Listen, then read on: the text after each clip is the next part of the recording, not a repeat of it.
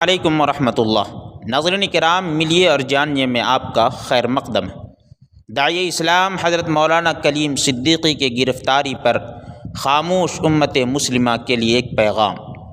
ناظرین کرام، کہا جاتا ہے ہر قوم کا زوال اس وقت سے شروع ہو جاتا ہے جب اس قوم کے لوگ اپنے حقیقی رہنماؤں کی قدر کرنا چھوڑ دیتے ہیں۔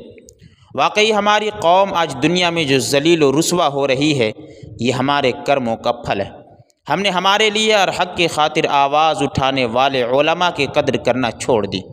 قوم کی خاطر آواز اٹھانے والے بے باک صحافیوں اور مخلص نوجوانوں کی قدر کرنا چھوڑ دی۔ ہم نے ہماری اصلیت کو بھول کر اپنے مقاصد کو پس پشت ڈال کر اپنی زندگی بد سے بدتر طریقوں پر گزارنا شروع کر دی، اور کبھی پیچھے پلٹ کر ہماری تاریخ بھی نہ پڑھی کہ ہمارے پرکھوں کے حوصلے اور جذبات اور مقاصد کیا تھے، اور وہ لوگ کس لیے زندگی جیتے تھے اور کیسی زندگی جیتے تھے۔ ہمیں یہ بالکل فکر نہیں، بس ہمیں آگے کی فکر ہے۔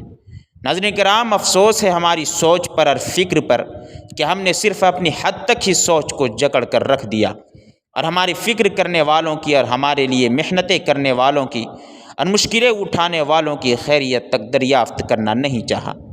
آج افسوس کے ساتھ یہ کہنا پڑتا ہے کہ داعی اسلام حضرت مولانا کلیم صدیقی صاحب، جنہوں نے اپنی زندگی کا تقریباً حصہ اللہ کے بندوں کی ہدایت کی دعوت دینے میں لگا دیا، اور ہماری قوم کی طرف سے اپنے آپ کو پیش کیا اور ہر وقت ہماری قوم کا سوچا، لیکن افسوس آج 1 سال سے زیادہ ہو گئے وہ جیل کے سلاخوں کے پیچھے ہیں اور ہم سکون کی زندگی جی رہے ہیں۔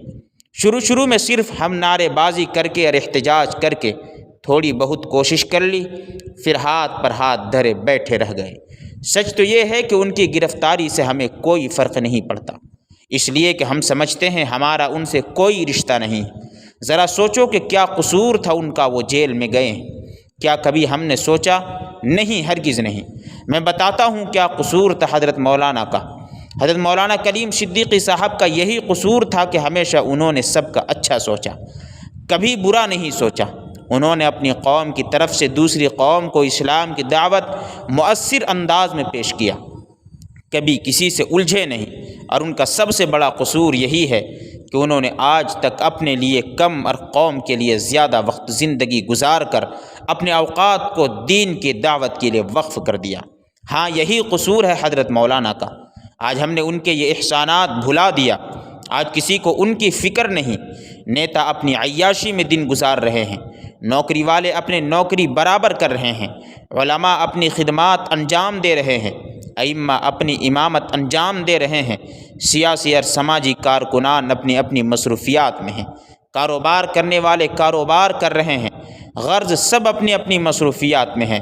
تو بھلا آخر مولانا کے لیے آواز کون اٹھائے گا؟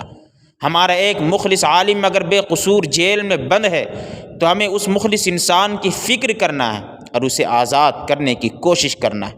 ہمیں اپنا حق حاصل کرنا پڑے گا، ورنہ وہ دن دور نہیں کہ حضرت مولانا کی طرح اور خالد سیفی، عمر خالد، شرجیل امام اور دیگر کی طرح ہم اور ہماری بھائیں بہنیں اور رشتہ داروں بھی بے قصور جیل کے سلاخوں کے پیچھے نظر آئیں گے۔